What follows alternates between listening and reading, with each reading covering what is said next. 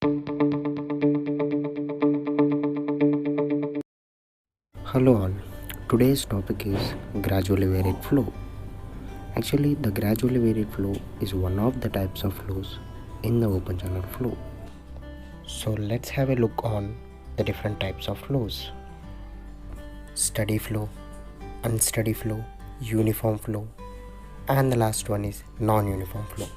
Uniform flow is further classified into gradually varied flow, rapidly varied flow, and spatially varied flow. So gradually varied flow is a type of non-uniform flow. So what is gradually varied flow? It is defined as a steady non-uniform flow where the depth of flow varies gradually from section to section along the length of the channel. With the examples, we'll try to understand the definition.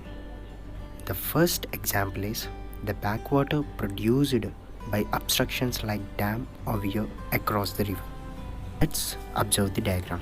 On the upstream side of the dam, the depth of flow is varying gradually, which means slowly from section 1 to section 2.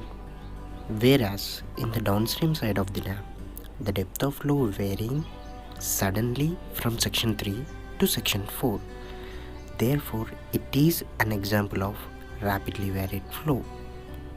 This is the difference between the gradually varied flow and the rapidly varied flow. As I mentioned, the diagrams are not to scale.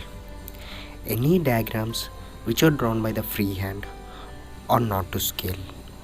Actually, the gradually varied flow means if the flow properties like discharge, velocity and depth changes over the long length of channel, then that type of flow is called gradually varied flow. But as we cannot show the variation of the discharge and the variation of the velocity in the diagram, by default we are assuming that if the depth of flow changes over the long length of channel, then it is called gradually varied flow. The second example of gradually varied flow is the drawdown produced by the sudden dropping channel bed.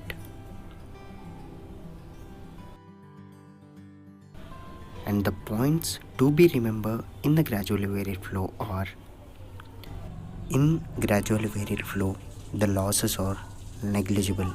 As the flow is happening very slowly, the losses are very small, which means even if we consider that losses, it will not show any effect on our final result.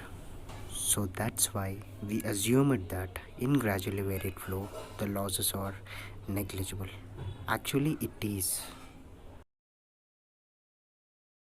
And whatever the energy is losing while happening the flow is mainly due to the friction offered by the sides of the boundary.